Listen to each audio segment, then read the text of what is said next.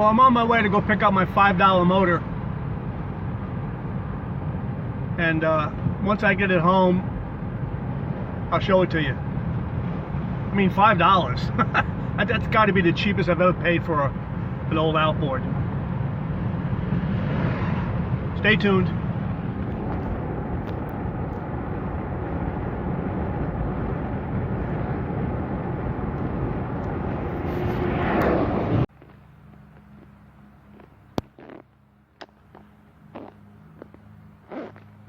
Hey guys, well, I just got back from my picking up my motor.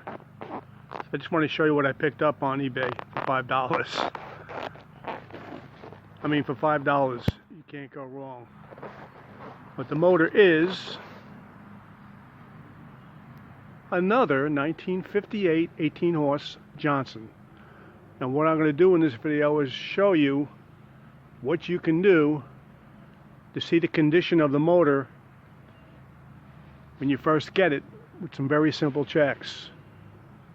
The first thing I'm going to do, because the person who sold this said it was seized, so it is seized. So the first thing we're going to do is open it up. So here I'm going to pop the first thing you do is when get these motors, what I do, and a good thing for most people to do, is pull these bypass covers off. They're called bypass covers. Give you a clear inspection of the pistons to see if it was underwater, fresh water, salt water, or a dry seize. So I'll proceed to take the 8 screws out, and then I'll show you what's inside. So many times these screws have been in there since, in this particular case, since 1958. If you don't have a impact driver, you could do this jury rig here, vice grip on a big screwdriver, because these screws can be a booger to get out. So I just want to let you know about that. So here I got the 8 screws out. Like I said, sometimes you gotta use a vice grip on a big screwdriver or an impact screwdriver to get these screws out. Now this is the first thing you do when you get a motor, especially if it's seized. Even if it's not seized, just a general inspection. Now I take off that cover. Just the fact that the cover comes off easy is a good sign. Because if it's motor was submerged, sometimes you got to break these off. I've done it in the past. So luckily these two come right off. And we're looking pretty good inside. I see a little salt powder, but that's minor.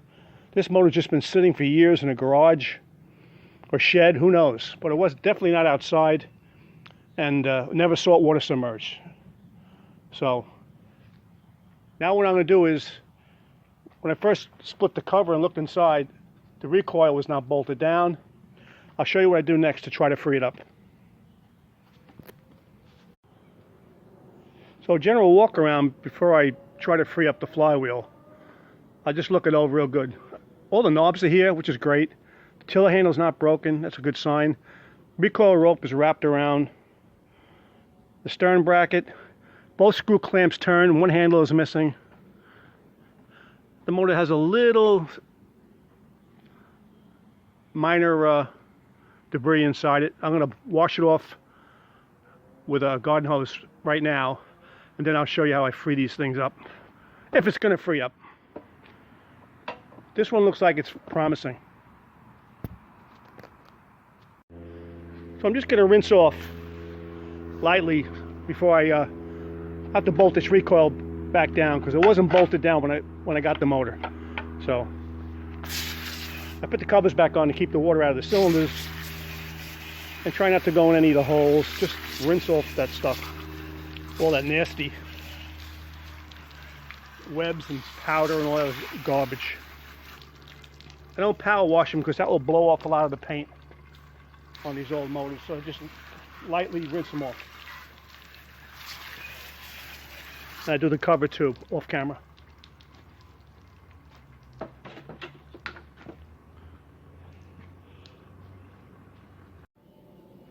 Alright, so I bolted the recoils back on because 3 screws weren't on the motor when I got it. So what you can do is you take a mid-sized pry bar, and you could wedge it in between the recoil just to see if it will free up, because you can't go super hard with it. You'll break the recoil legs right off. So what I'll do is I just put it in here and see if it's going to move. Well, you know, I'll try it both ways.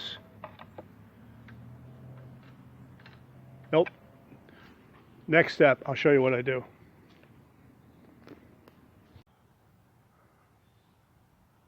Here's my next piece of arsenal. 24-inch breaker bar, 3/4 socket. Now I already tried wrenching it back and forth. Sometimes this will work.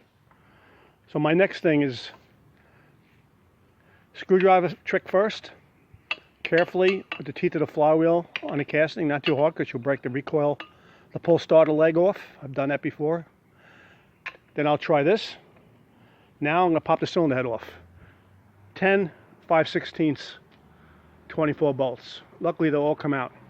Once I get the head off, I'll show you my next step. So taking the last head bolt out, all the bolts come out nice and easy. Very good sign. And I also took the lower pan off. 4 little 824 screws, I think they are. They all came out too on the bottom. And that's what it looks like inside. Got oil on this one, not too bad. And number 2 is definitely the one that's hanging up. So let's see what we can do to free this up. I'm going to blow all this dirt away and see how bad the cylinder wall looked on both cylinders.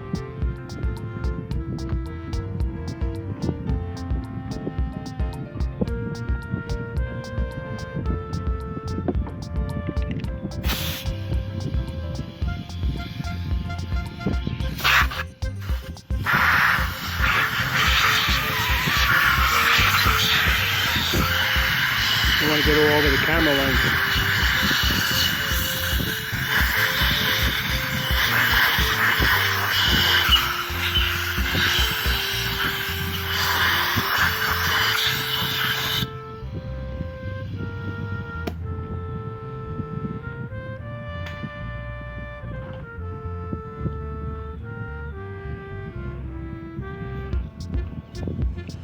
A little rust right where my finger is here.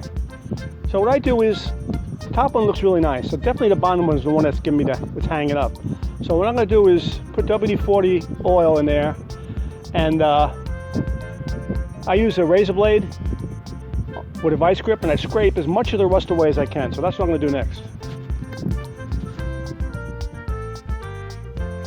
So I got my Rube Goldberg scraper. Spray some WD-40 in both of these pistons, cylinders.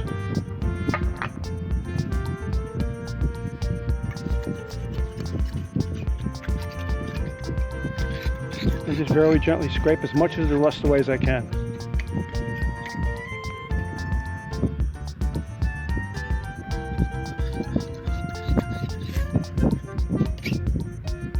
It's only on the bottom. I guess there was rainwater sitting in here for a while. That's probably what locked it up. Who knows? But I've seen this so many times.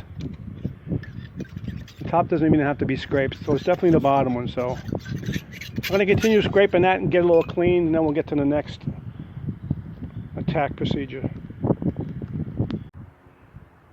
So what I do is break a bar, 3/4 socket on the flywheel, and very carefully, and I say that very carefully, I don't have a brass hammer, so and I tap on the pistons and work the top at the same time. Now I've been doing it for about 5 minutes off camera. Almost ready to give up and take the whole engine apart. But I looked over here.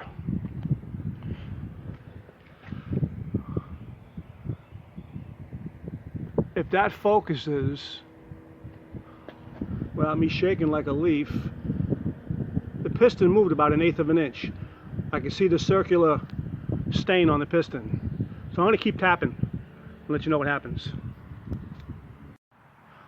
So I was trying in the horizontal positions. When that doesn't work, you get a little better leverage on this tapping method when you lay it horizontal on a stand. So that's what I did.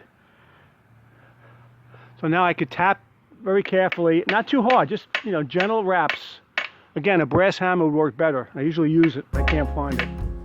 But very gentle tapping, and then I work the bar at the same time.